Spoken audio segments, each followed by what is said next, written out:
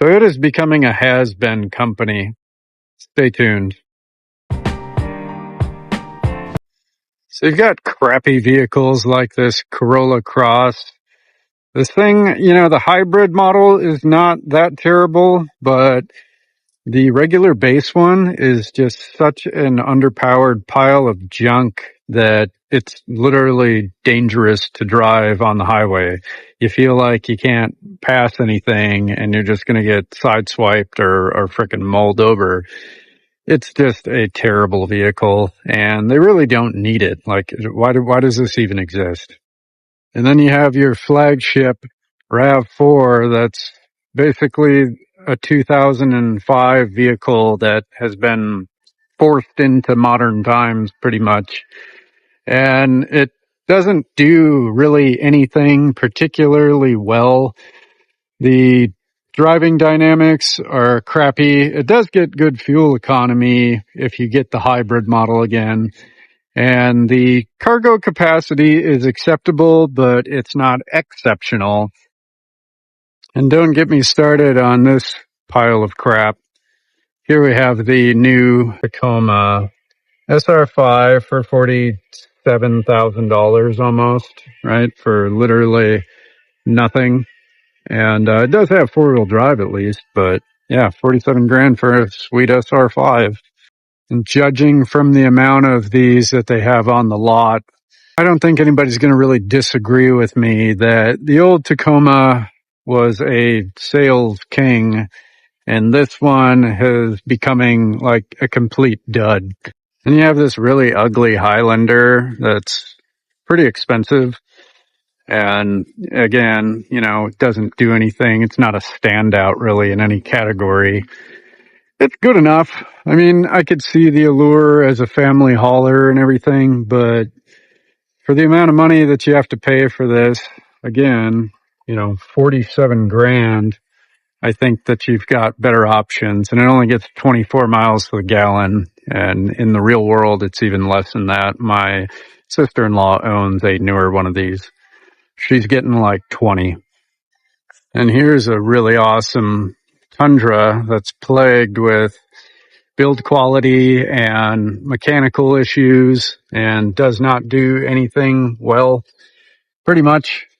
And again, look at that price tag, $64,121. Yay. Sign me up for something like that. Oh, and this one's even better, right? Here's the Sequoia. This one's the platinum trim. And man, yeah, try using that load floor, right, in the Sequoia and let me know how that works out for you. This one is almost $80,000.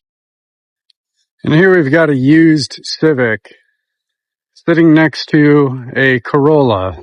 And I don't know if I need new eyeballs or anything. You all might not agree with me.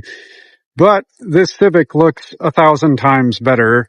It's larger. It's just as efficient as this one. And it costs about the same amount of money.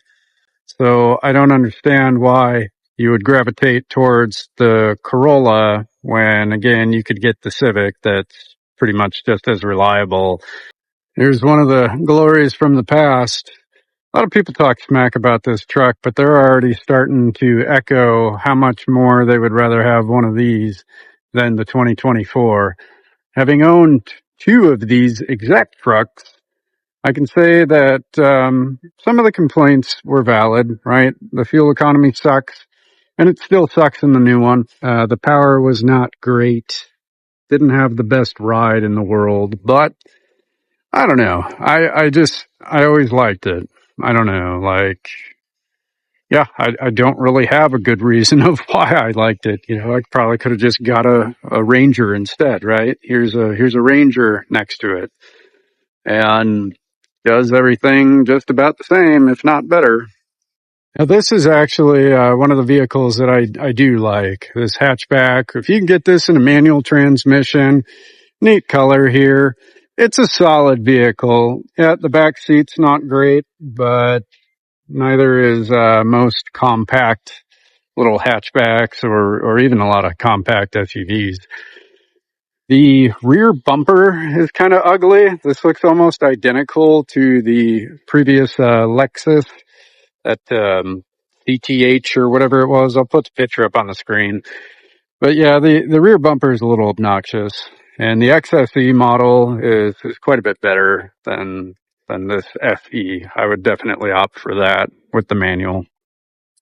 So yeah, folks, I don't know, man. It just seems like Toyota has really gone downhill. And I don't foresee a solution on the horizon for them to really get in a better position. Their new products are not great.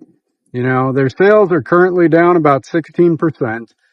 And, you know, that's not the end of the world, right? But it's a good tell of what the future is going to look like if they keep coming out with these half-baked products and not listening to their audience and alienating the vast majority of their buyers by price gouging. The writing's on the wall, and they're going to become just another mediocre car company that used to be something. The literal definition of a has-been. So I hope Toyota's listening to this and listening to their customers, and they make some course corrections, you know, lower some pricing, get some better options, source out some better material quality. And yeah, I don't know, man. There's going to be a lot that needs to be fixed here. Thanks for watching. We'll see ya.